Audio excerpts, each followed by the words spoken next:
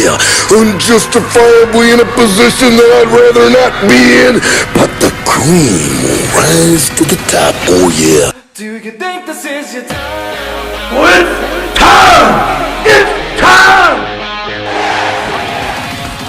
Do you think this is your time? Almighty! No! My God, what kind son! When you look at Mr. Perfect, what you see is what you get, and what you're getting is absolutely perfect. This is your time.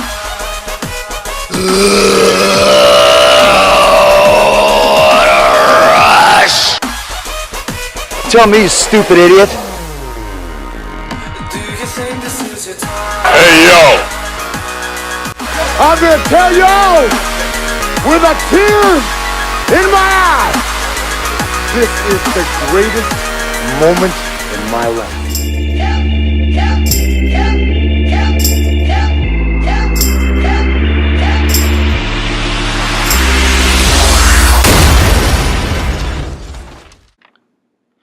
Welcome in to episode 4 of the Pro Wrestling Opinions podcast. I'm your host, Nate Jett, and this is my brother, my co-host, my baby, sweetie, baby bro. Braxton Jett. Drinking one of the worst beers ever, might I ask. Yeah. So if you guys aren't listening to us live right now, there's only 4 of you watching/listening. And you're listening to us on either SoundCloud at Pro Wrestling Opinions or at YouTube at Pro Wrestling Opinions. Yep. If you're listening to us on there, make sure to look for us on Facebook and join our group Pro Wrestling Opinions. And Facebook, it's a secret group, so you have to search for it. I think we're at almost to 50 members right now, so you'll have to send in a... like an application, well, not like an application, but like send in like a request. Yep. And then we'll go over the rules with you because we have we're not strict rules, but it's called Pro Wrestling Opinions for a reason because everyone has an opinion, whether we like it or not. We respect everyone's opinion, and we don't want to get caught into a big fight with people. So yeah. No, it sounds great. I'm excited to be here with Nate and working as his lead today on our podcast. Again, it's been so much fun for the few people that listen in. It's a boyhood dream, right? Shawn Michaels, the boyhood dream. I said the boyhood. Yeah, that's the boyhood dream. When I got this title, Nate actually, and I, we've been watching wrestling our whole lives. We love being wrestling fans. I'm curious we used to have a hear. wrestling league, so I would like to hear. Definitely, I think it's been great getting to start this. This is Nate's dream. I love wrestling, so I love just listening in. And to the 4 listeners we got right now, thank you. Thank you for spending a little time with us. Yeah. So, forgot what I was going to say. I don't know. I don't know. So, anyways, let's get started with Raw. And Raw.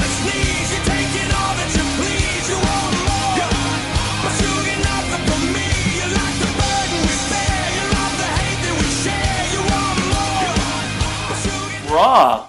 And Raw was interesting. Yep. Raw opens up with Jericho coming out. And he says that, he thinks that the triple threat should be canceled. And that, until further notice. Because you know why? Because someone stole his list. Someone stole his list of Jericho. What are you going to do? Come on. So, then, none other than what? KO. Woo! Kevin Owens comes out. And Jericho asks him if he has a list. He's like, hey, buddy, you got the list? Owens like, no. But we need to get on the same page. We're not on the same page lately. Because you know that they're going for that Jericho face turn. Yeah. It's happening. I mean, fans love him. Jericho's. I know we've talked about it like the past 3 weeks, but Jericho's doing his best work. And I know I'm not the only person saying it. I know we're not the only person saying it. We're not being original or anything, but straight up, Jericho's doing the best work of his life. Yeah. So, well, Not of his life, but because I'm a big fan of his WCW heel. Cruiserweight. Dude, his match with Eddie Guerrero. Oh, yeah. Oh, my gosh. Well, that whole division. Rey Mysterio, So Dean Malenko, Yep. Chris Benoit. Psychosis, Juventud Guerrera. Came out of the chair. La Parka. The Parka, yep. You know what? I don't think I appreciated it when I was like a 13-year-old kid. Yeah. I don't think I appreciated Psychosis. But watching him now, his music is just... I love it. And actually, we'll close out the podcast. At the end of the podcast, I normally like to throw in a song. I've been really hooked on the Four Horsemen theme song from like the Chris Benoit Mongo era. But I think this week we'll close with the Psychosis theme music. I love it. Love it. I also love the Eddie Guerrero heel music that he had in ECW or WCW. Where it's like dun dun dun dun dun dun dun dun dun dun dun dun dun dun dun dun. So, well, anyways, back to it. So he tells me we need to get on the same page, and of course we have Stephanie's music hits. And it's like beat the beat down down, beat the beat down down, blah blah blah blah blah. And she comes out and she said that she'll make sure Jericho has his last before the night's over with. Well, Jericho didn't trust her, and he goes on a rant. And then all of a sudden, we hear Rollins' music hits. And Rollins comes out, and he's got Chris Jericho's list. And he's kind of hiding behind his back. And at first, you're kind of not sure if he's just, like, trolling him or what. Yeah. But then you can kind of see the list. You're like, oh, okay. So, like, he does have the list. And, yeah. So he tells me he has a list. And Rollins tells Owens that he'll probably see his name on the list. And he starts naming off things. And what does he say, Braxton? He says, what? Who's that? What does Rollins say that Chris Jericho put on his list? He said he's a former stupid idiot, right? Yeah, his former stupid idiot partner, Kevin Owens. That's what he calls him. And Rollins says he's going to defeat Owens at Hell in the Cell. Yeah. And leaves.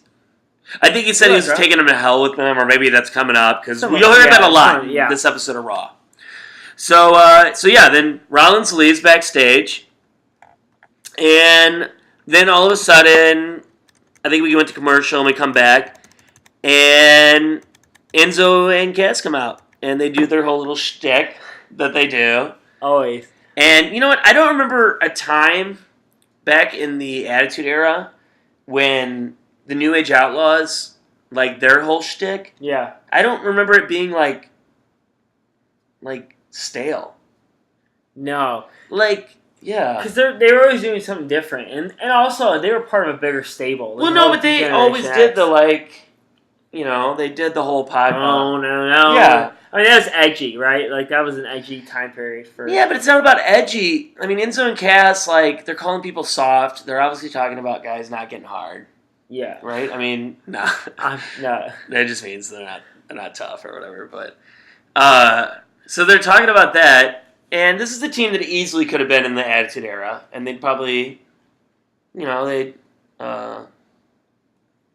change up their style a little bit more to be a little bit more raunchy and stuff. So, So they come out, and they have their mics, those weird mics. Mic handle. It kind of looks like, well, it is. It's basically... Yeah, it is. It's a cordless version with... I feel like if you're going to do this Kennedy mic, you don't need the square piece that goes around it. Mr. So, Kennedy. I apologize for sniffling. I'm house-sitting this house, and I'm allergic to cats, Kennedy. but I'm getting paid a lot of money to watch this lady's house. Yes, we are. So, We get to eat the food. Oh, okay, yeah. Food's delicious. That's fair. Actually, we got a steak to make. Yeah. So Gallows comes out, and he says their show's been canceled. And then they do their introduction without a mic, and the fans pretty much do it with them because it's the only thing they ever say. Yeah. Because I feel like if you go up to Big Cass in the street, and I'm sure he's a nice guy, but if you go up to Big Cass in the street and you're like, hey, what's up, man? I feel like he's just going to turn to me and be like, I only got one word to describe you, and I'm going to spell it out for you. And then he's like, starts ranting off about soft, and I'm like, okay, dude, well, whatever, you're kind of a douche, but And I'm only talking about the character cast, not whatever his real name is. I'm sure he's a sweet guy. So Sweet cast. So then that opens up to Enzo versus Carl Anderson, which last time I checked, didn't Cass beat Carl Anderson last week? So why do we need this match again? And when the referee wasn't looking, Cass hits in perfect face fashion. He hits Carl Anderson in the face with a big boot, and Enzo Amore picks up the win. I think it was just a clean win. We didn't get any roll-ups, but don't worry. If you guys are worried about our lack of roll-ups this week in Raw or just WWE in general, just wait till the show comes to an end. So, then we go backstage and we have Rusev, and he's cutting a promo and he says that he's having trouble sleeping. I didn't have any trouble sleeping last night. I was snoozing by 9 o'clock. And, but he said last night he slept great. Because this Sunday, Reigns is losing his title. Not this title. Don't you worry, fans. This title's not going anywhere. But the U.S. title. The ugliest title in WWE right now. And it's such a shame because the U.S. title in WCW is so good. Yeah. That's one of my favorite titles of all time. Such a great title. And I don't know why WWE didn't carry it over. Like, you know, I respect him using the flag on the title and everything. Yeah. But, yeah.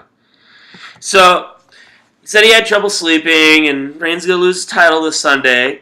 And he said he's going to walk out as champion.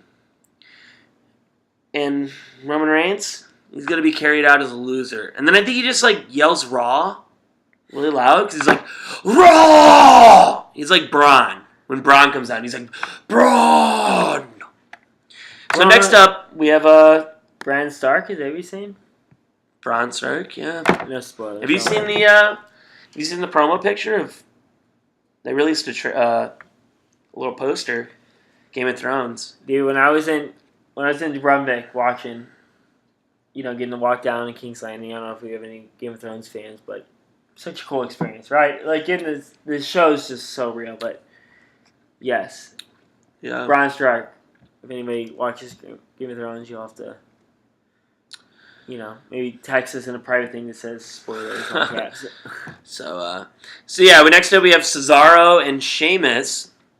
And for some reason, they're facing New Day, right? Yeah. Because this is totally WCW logic from 1997, except for in 1997, WCW made it work to where they would have Lex Luger and the Giant versus the Outsiders, but it would be a non-title match on that Monday. Yeah. Or, in fact, I think it was last week, my recommendation of the week was when Lex Luger beat Hollywood Hulk Hogan in the torture rack, and I remember being, as a kid, like, that was my ultimate mark-out moment. I wasn't even I was definitely more of a Hollywood Hogan fan than a Lex Luger fan. But for some reason, I just wanted the, WCW to stick it to the NWO. And even now, rewatching it, I get so, fired up. Even like a 30-year-old man, I'm getting fired up, watching this and being like, man, I really don't like this, NWO, but they're kind of cool, you kind of, want to be them, but you're, you want to be, the PG version of them. Yeah. Because what they did behind the scenes wasn't PG. They were always, oohing and wooing women. So, back to this, and I just questioned myself, why are they having the match 6 days before Hell in the Cell? And the match ends with Sheamus pinning Big E after hitting the bro kick. And guess what? Do you know what's going to happen? What happens? Sheamus and Cesaro are probably going to lose on Sunday. In fact, I guarantee they lose on Sunday because I think New Day is only... I mean, they're under 40 days. Yeah. I think they were at 40 days at the last pay-per-view. Or maybe it was the Raw after the pay-per-view. They celebrated. What was the last pay-per-view that they had? There's been so many. Oh, it was Clash of the Champions. Clash of Champions. The night after that, they celebrated their 400th anniversary, and that was definitely a while ago because they're already coming up to the next pay-per-view. So they're definitely super close. I don't know who they're going to lose it to. I wish they would have held off on Gallows and Anderson because I definitely think they could have built up so much momentum Yeah. from winning that title. So, but we go backstage, and Jericho's back there, and he's still looking for the list. And, in fact, I have an audio of what he says. Hey, you see the list? I haven't seen your list, but I get a list of prices for the Shining Star Resort and Hotel. List of prices? Yes. I hate the Dominican. I don't want to read Dominican. Have you seen the list, huh? I ain't seen the list. Where's the list? I ain't seen the list, man.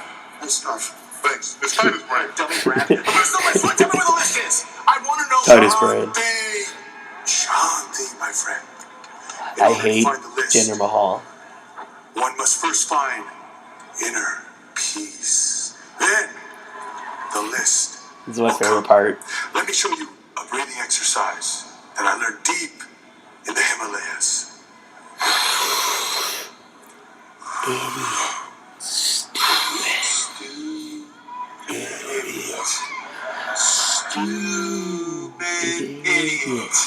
Stupid idiot! I want the list, not breathing! Where's the list? Roll the list! Give me this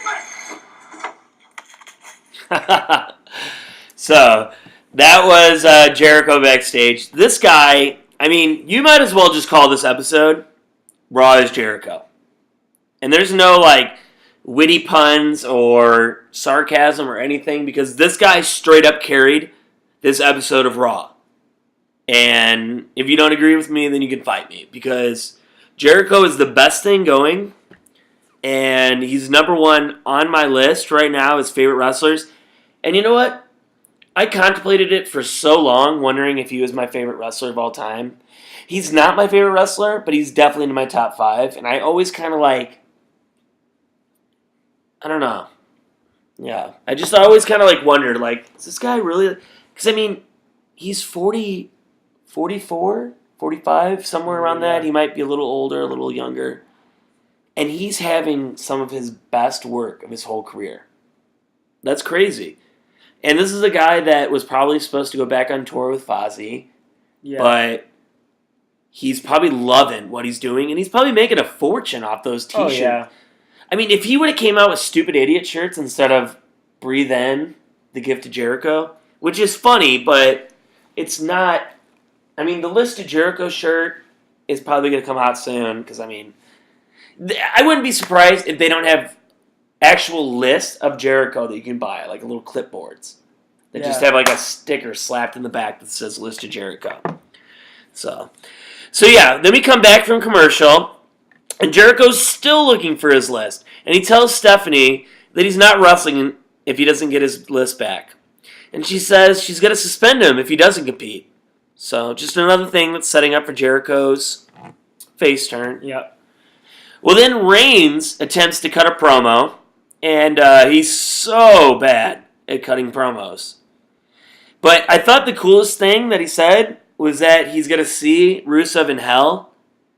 But then, by the end of this night, I'm like, okay, how many times are you going to tell people? We'll get to that more as the review goes on.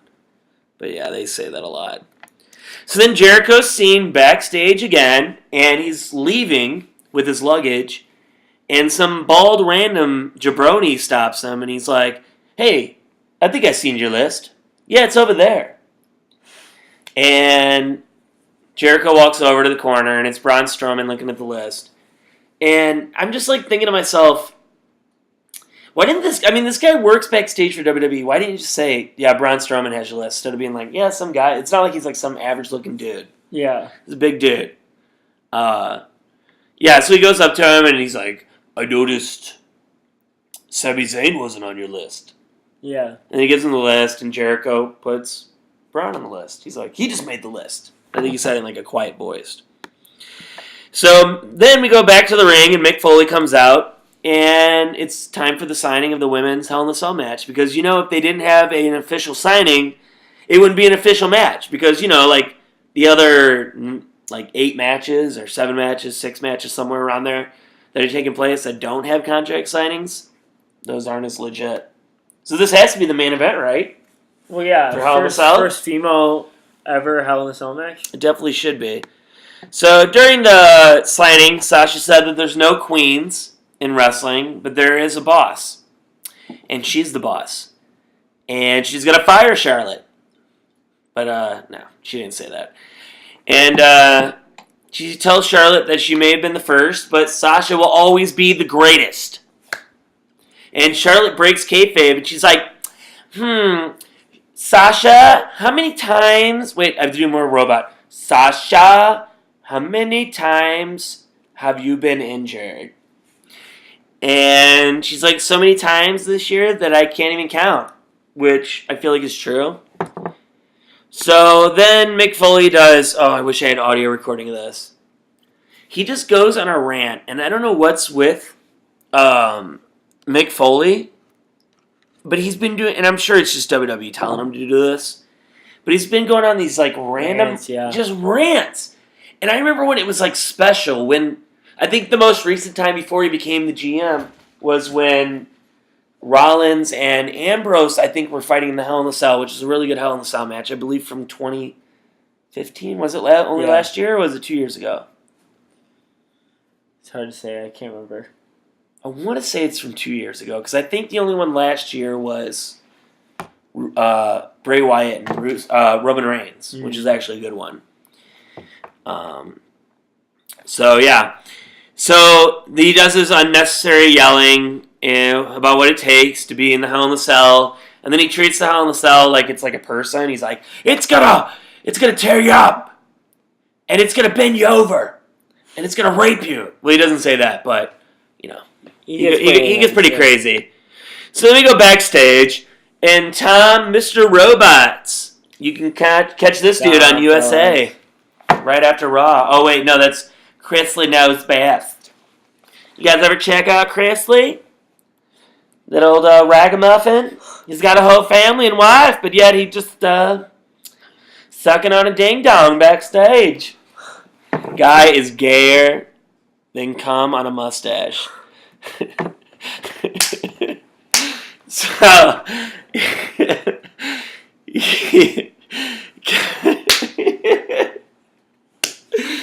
Kevin Owens said that he's always wanted to be a Hell in the Cell. Even though, like, the past 2 weeks he's been complaining about how he's going to be in Hell in the Cell. I don't care. I love Kevin Owens. I'm not going to give him crap. So he says that he's always wanted to be a part of Hell in the Cell. And he says on Sunday, Seth and him, well, they're going to the Hell together. We're going to Hell. Yeah. Let's go to Hell. In Handbasket. But he says only one person's coming back. Guess what? It's not you, buddy. It's me. It's Kevin Owens. So, I think we go backstage just yet again. We're going further backstage. We go back to that corner. And Braun's talking to Foley. And he said that Foley's not listening. And then... Oh, I'm sorry. They go back to the ring at this point. Yep. That was in the ring. My apologies. I'm reading off some notes that I badly took.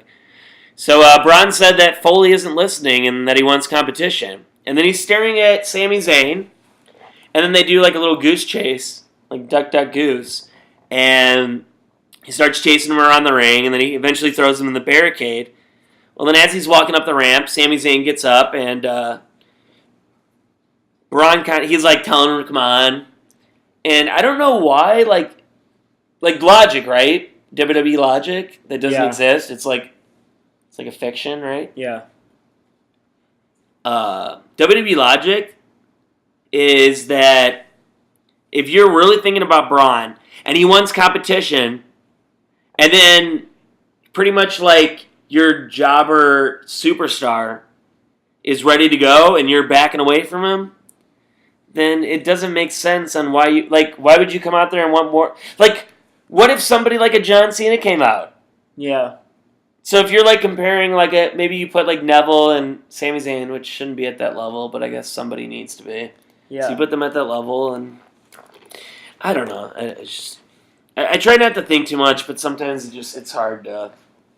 It's hard to. So yeah. Then next up, after we come back from commercial, Lesnar. Don't. Oh, Vince. You silly man. You brought down the curtain way too quick. So the fans are chanting Goldberg, and probably just like they wanted by the end of this promo, And Heyman says it looks like we have some smart-ass Goldberg fans here, which I think that's what he said. Is that what you thought he said? Yeah. I'm pretty sure that's what he said. And that chant's starting to piss Brock off. Well, obviously the fans listen because then they go on this 40-second Goldberg sucks chant, and it became super awkward. More awkward than, well, we're not on SmackDown, so we can't really do, Morrow. Yeah. More awkward. I love Jason Morrow. Campbell's going to be in the podcast one of these days, and I heard he does a great Morrow impression. So, Heyman and Brock end up leaving the ring, and then we go backstage to Jericho yet again. Yep. And he's happy. Why? Because he found his list. And Jericho goes up to KO, and he asks him if friendship's the most important thing. And Jericho said, no matter what happens in the match tonight, they're still best friends. Best friends. Yeah. Because people, let me tell you about my best friend. It's the one in a million. So, then we go to the triple threat main event. There you go. Seth Rollins, Mr. Burn the Kevin Owens show to the ground. Then we got Mr. Kevin Owens show himself, Kevin Owens. And then we got the list maker, Chris Jericho. And during the match, KO breaks up a pedigree, and he yells at him, "You don't pedigree my best friend!" And then he tells Jericho, "Let's get this stupid idiot." Well, the match continues on, and it's a solid match. Yeah. But, you know what Rollins wins with? What's that? I teased it earlier in the show. Everyone's favorite fruit roll-up. snack. This is a double fruit snack. This is like Friday at lunch in high school when your mom packs you up a double fruit roll-up because you have more than what you need for the week's budget. And so after the match, they end up both attacking Rollins, and security helps up Rollins as they leave. Yeah. Well, then he goes after Owens, and he starts beating him up. Well, then Owens powerbombs Seth Rollins on the ring apron and celebrates with his title. And all I have to think to myself, does this mean that Seth Rollins is winning the title on Sunday? I mean, it's been a great run from Kevin Owens. Let's look at it this way. But go ahead. We'll see. Go ahead. No, we'll see. I think Kevin Owens has done a great job at holding the Universal Championship, but Seth Rollins, man, he had to go through a lot of stuff. Yeah, I mean, I think it's too early to take the title off Owens. Different wrestler too. But at the same time, maybe they're trying to work a program with KO and Jericho. And then maybe someone else. I'd love to see a Rusev come up for that world title, Rusev. man. Rusev. If you guys don't follow Rusev on Twitter, that guy is pure gold. But I noticed something before we wrap up Raw, which was a decent episode of Raw. I mean, it was basically the Raw's Jericho episode. Yep. And one-man show, in my opinion. Yeah. Which is coincidentally going to be our podcast name for this week. Podcast is Jericho. Yep. Real original. But I noticed that the Hulu version that I watched didn't have any cruiserweights in it. Yeah. I did go back and read that they did have a little segment where Brian Kendrick asks T.J. Perkins to lay down for him so he can win the title, which I thought was stupid. I don't know. So, yeah. So we're going to move into SmackDown Live. Come on and fight back. We'll start it over again. We'll take it right back from the ones we're again. It's time to rise up, even though they left us for dead. This is our last. And SmackDown opens up with Ambrose coming out and talking about reckless driving. And then Ellsworth comes up to him and thanks him for the past 2 weeks. And he offers to help Ambrose, but Dean kind of beats around the bush, and he's like, yeah, well, maybe, I don't know. Okay, yeah, I don't know. So he's like, yeah, I don't really need your help. And then we go back to the ring, and Bray Wyatt comes out. Well, then Kane comes out, and apparently this is a match. I didn't know this was taking place. And it's a no DQ match. Well, during the match, Kane has Bray in a chokehold, and the lights go off, and Harper appears standing on the announce table. And he kicks Kane in the face and knocks him out or whatever. And I just remember when the dips actually meant something, when it meant that something crazy was going to happen instead of now it's just kind of like when Luke Harper appears. So, yeah. So later in the match, both men are down, and Orton's music hits. And he runs down to the ring, and he kind of teases that he's going to hit,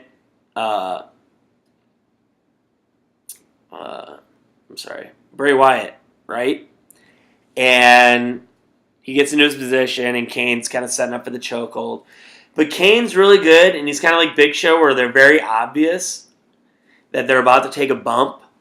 And he kind of curves his waist, and I'm like, oh yeah, Randy Orton's definitely hitting the RKO here. So he hits the RKO, and he slithers out of the ring. And then we go backstage to AJ Styles, and he's being reminded of his 2 losses to James Ellsworth. And AJ is just not having it. Well, then we go to commercial, and when we come back, Renee Young's interviewing Becky Lynch in the ring. And she starts to talk, but then Alexa Bliss's music hits. And she comes out, and she asks her how her back surgery was or something. And then she tells Renee to take a hike. And we're all kind of like, huh? Like, what are you talking about? And in the middle of Alexa talking, they just start going at it. And it spills out into the ring. And Alexa throws her into the barricade and then back into the ring. And she hits just a DDT on her. And you know what? It was actually a solid promo between the 2 girls. I think that Alexa Bliss, out of all the people that were called up too early, like the Apollo Crews, the Nia Jax, I don't know who else I can think of right now, but I feel like Alexa Bliss is somebody that we felt like maybe wasn't ready, but she actually is definitely ready. She's a good-looking girl. I don't think she's the best-looking girl in the room, but she's good. She definitely has a sexiness when she dresses up as Harley Quinn. And she's good in the ring. And she's really good on the mic. You know, for not really doing this very long before she came into developmental, she's solid. Well, then we go to the Hype Bros cutting a promo backstage. And all I'm seeing is Mojo Rawley with his ugly-ass Packers hat on because Chicago Bears represent. And he's yakking about this and that. And they talk about their match that they're going to have with the Ascension next. And the winning team gets to be a part of the elimination, Team SmackDown of the Survivor Series.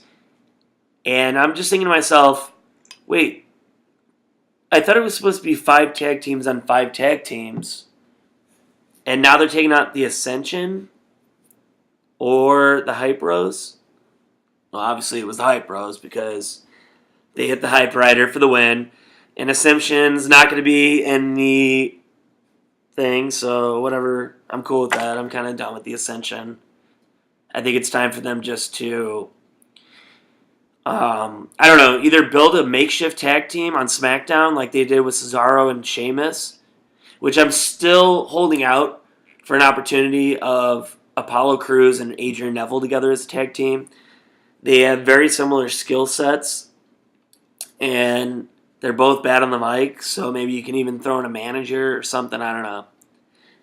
But they need something in the tag team division, because obviously you're going to get one of the teams is obviously the Hype Bros and the tag team champions, Rhino and Slater. And then I don't know who else you can really add in there. I mean, there's going to be teams. Probably the Usos are going to be in there and American Alpha. But that's only really 4 teams. I'm trying to think. Maybe the Vaudevillains? I don't know. But so then we go backstage, and Orton is asked to explain his actions. And he just stares. And he stares. And he stares. And then he just says, if you can't beat him, join him. And I can't help but think to myself, this is the Daniel Bryan storyline from 2014 all over again, where it ended with him which was one of the most insane chants to this day of all time in wrestling. The Yes chants when they had the steel cage tag team match between Daniel Bryan and Bray Wyatt against the Usos. But yeah.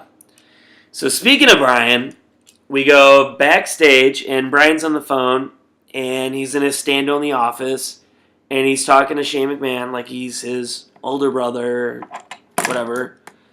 And Natalya comes in and she says she wants to be in the Women's Survivor Series team.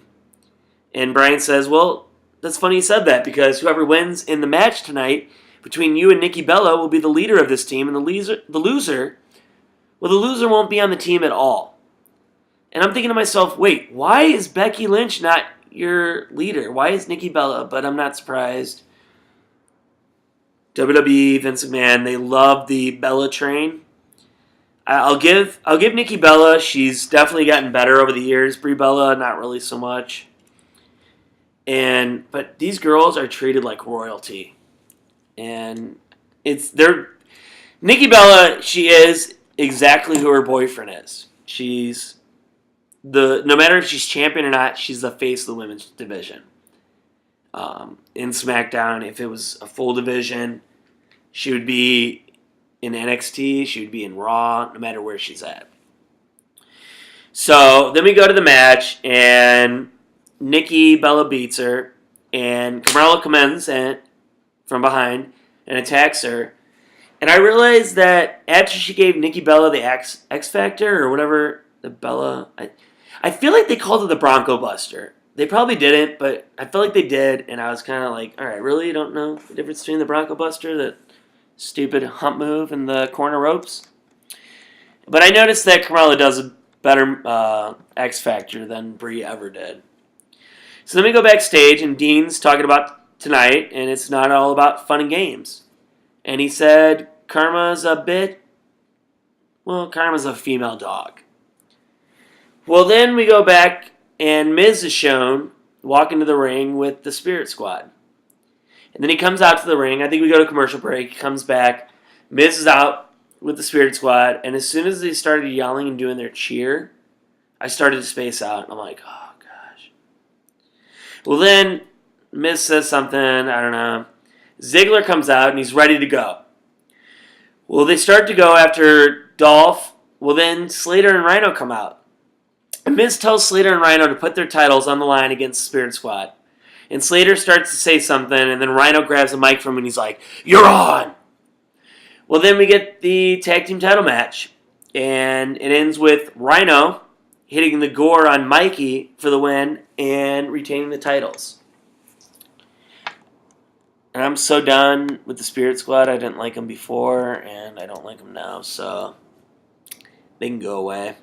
Maybe that'll be the other team, now that I think about it, actually. Oh, really? The Vaudevillains are way better than the Spirit Squad.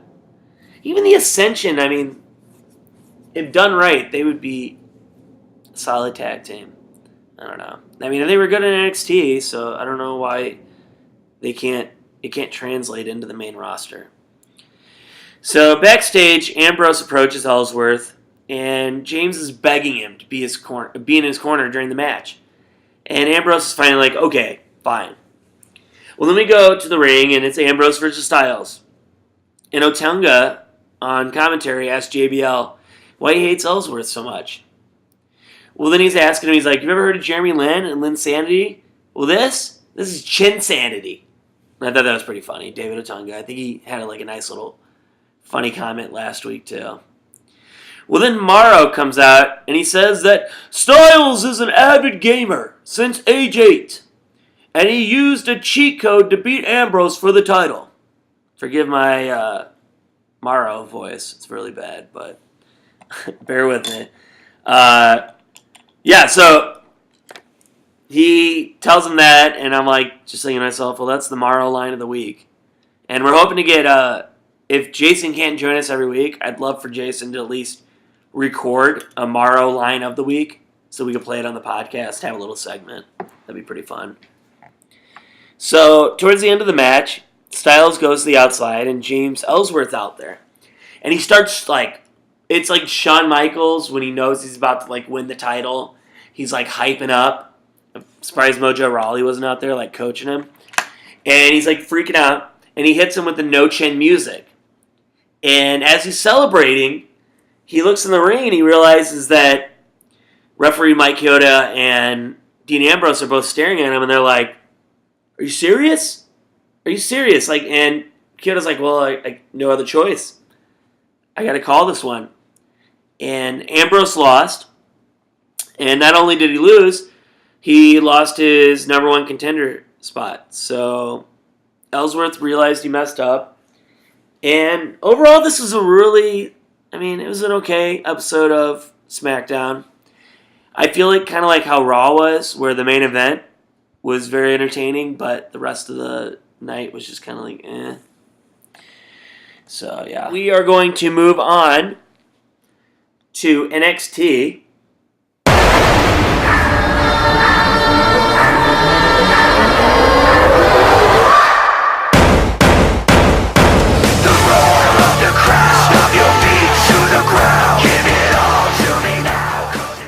So Ciampa and Gargano face off against Ho-Ho Loon and Tian Bing, which everyone knows as, I believe his name was, I can't even remember his name now.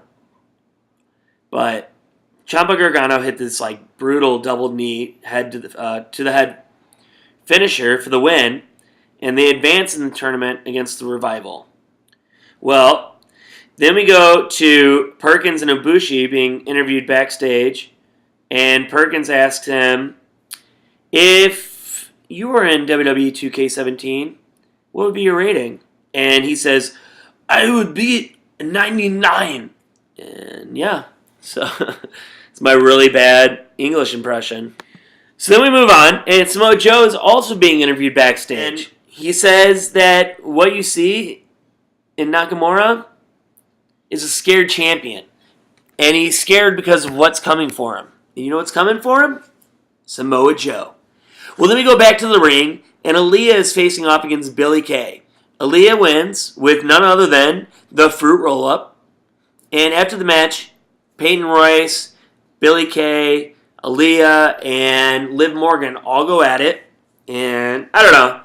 Women's division in NXT, it's definitely needing work. I mean, it's going to take some time, so I'm not going to judge them too much.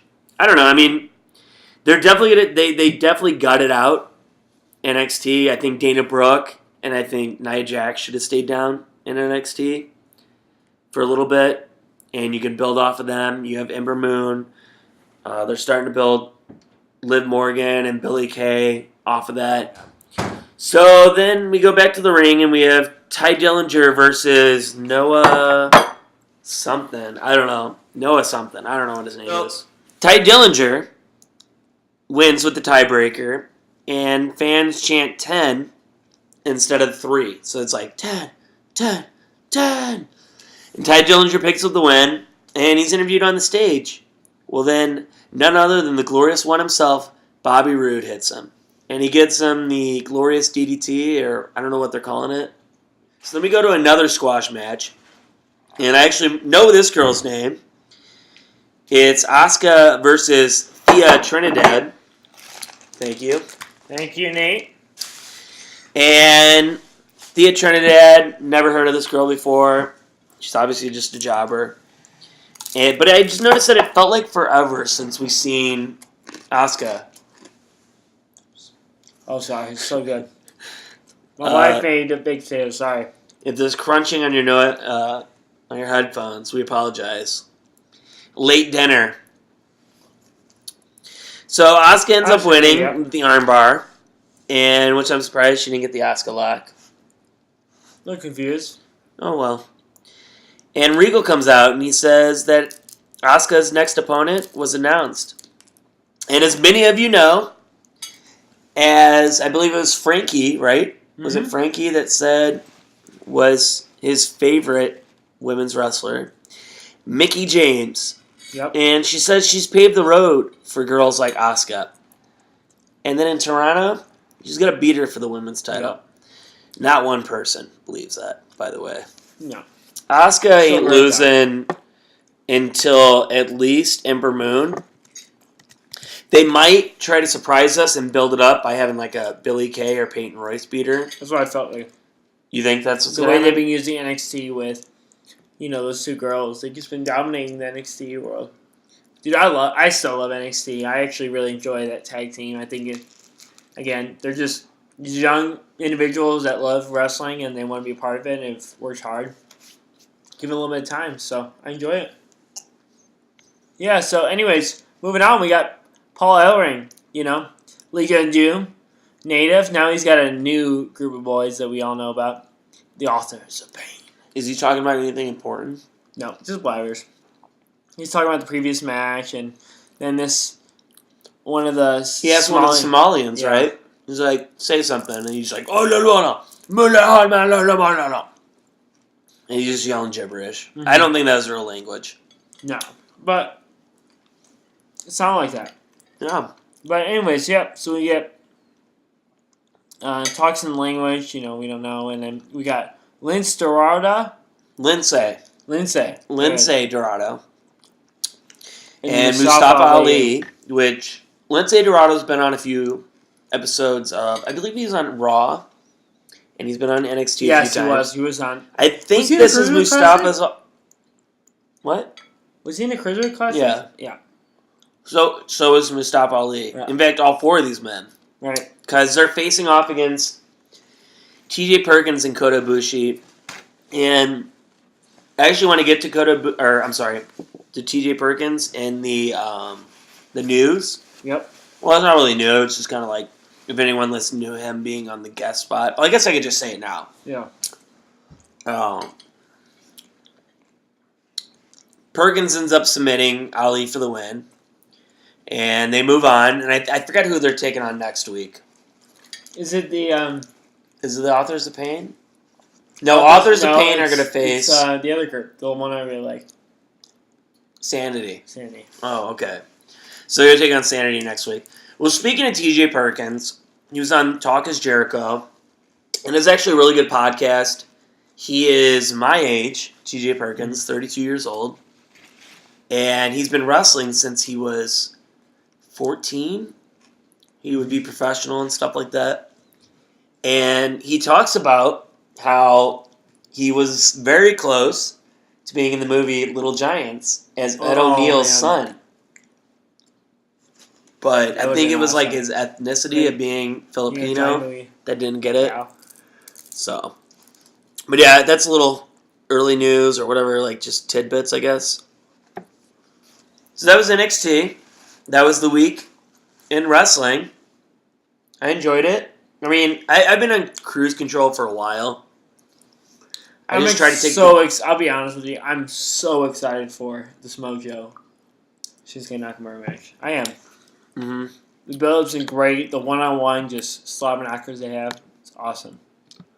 Yeah, I mean, yeah, NXT's always going to give you a little bit of everything. So let's move on to news and rumors.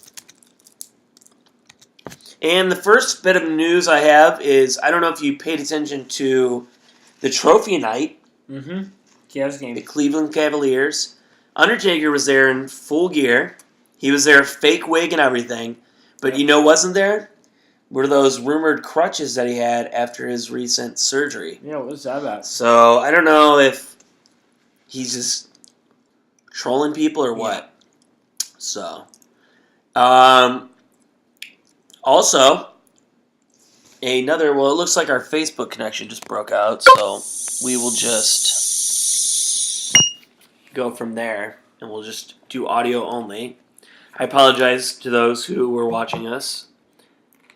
Another bit of news, well, not really a bit of news, actually pretty big news. Vince McMahon is apparently, in a recent interview, said that he's open to selling WWE. Wow. And, holy cow. I mean, I'd like to start a GoFundMe, and if people want to start donating, then maybe we can buy WWE. I think it's like $20 billion, so tell your friends. Start donating. Just if you're friends. Yeah, I mean, you I know probably have a lot of rich friends. Yeah. So, yeah, ask them to throw like a couple $1,000s your way. Every little bit counts, people. So, I have one more bit of news, and that is of a recent house show. I believe it was in Tulsa. I'm not sure. That Austin Aries got kicked in the face from Nakamura with a Kinshasa and broke what they thought was a broken jaw. Another one said it was a bad cut to the eye. Wow. Well, it was in fact definitely something to do with the eye, because if you've seen a recent picture of him on Twitter or Instagram or even Facebook, his eye is like super swollen, and you can only see like the whites of his eyes. It's very it's weird. Yeah. So that's it for news. Let's move into email question, and our email question's from Julian Walker, one of our main members of our PWO Facebook group. And he asked me, what are my top 5 and my bottom 5 in the current WWE, or I'm assuming WWE or wrestling, but I just went with WWE. I don't know if there's anybody really I hate outside of WWE. I'm trying to think. Sexy Star, I'm not really a huge fan of her. I mean, I respect what she does, but I'm not really... She's okay. I don't really care for her. So my top 5 are Jericho, Styles, Owens, Samoa Joe, and Nakamura. And that's in the order. Cool. My bottom 5 is Natalya, Darren Young, R-Truth, or just like Golden Truth in general, Ascension, and Dana Brooke. And if I can't choose Ascension, I'd probably like... I don't know who I'd choose. Dan Matha. I don't know, that guy sucks. Alright, so my top 5, we got Samoa Joe, NXT guy. Number 1? Oh, yeah. Over Jericho, huh? Jericho's number 2. Number 3, we got Shinsuke. Number 4, we have Kevin Owens. Number 5, we have Seth Rollins. Just the whole, that I love it. Bottom 5, like Nate said, there's a few snoozers in there. You can just mix it up between the 5, between Dana Brooke, Natalya, Darren Young, R-Truth. All those are just... Nate just needs something new, right? Cody Rhodes, come on down. Just be a normal guy. Hey, Cody Rhodes might be joining WWE because they're just buying people left and right. So Hell in the Cell is this Sunday. And you want to just do a little predictions? Yeah. Okay. I would love for somebody who's listening, if they want to start a thread to where everybody can maybe vote. Or maybe not vote, but like... Well, I guess, I mean, if you want to do a more specific one, but maybe we could put up a poll of all the matches and people can vote on who they think is going to win each match. I think it's more entertaining to see if there's going to be interferences, how they win, stuff like that. Oh, yeah. So, let's start from the bottom. We're probably going to get a Braun Strowman and Sami Zayn match. Yep. Braun Strowman wins? Braun Strowman wins. Braun Strowman wins. Lost. Or it ends in like a DQ, where Zayn wins. I think you could go either way. You go with that, I'll go with the DQ. Alright?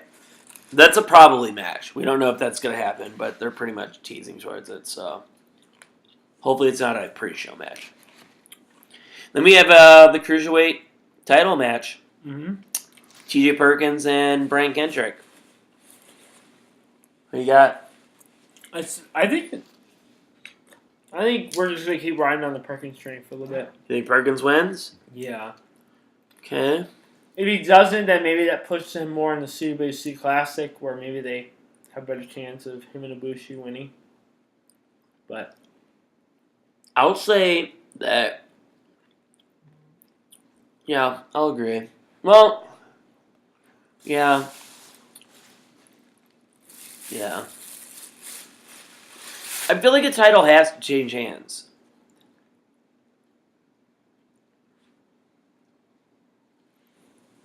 no, it doesn't have to. Yeah. But, I mean, think about it. We're having how many pay-per-views? 2 now? A month per team. Excuse me while I open my beer. Yeah, so I don't know. It could happen. It couldn't happen. I mean, Kenny Perkins or TJ Perkins, cool. Hendricks, cool. I mean, They're all cool. if All it right. was me, it'd be Rick Swan. Just saying. I don't think you can handle this. Can you handle No. this? PWO, can you handle this? I don't think they can handle this. So you got Perkins. I think I'm gonna go Kendrick. Okay. I'm gonna go Kendrick. Well, then we have the tag team title match of Cesaro and Sheamus versus New Day. New Day. Yeah. Sweep it. New Sweep Day. We have our first Hell in a Cell match, which is Rusev and Reigns. Reigns retains. Sweep it.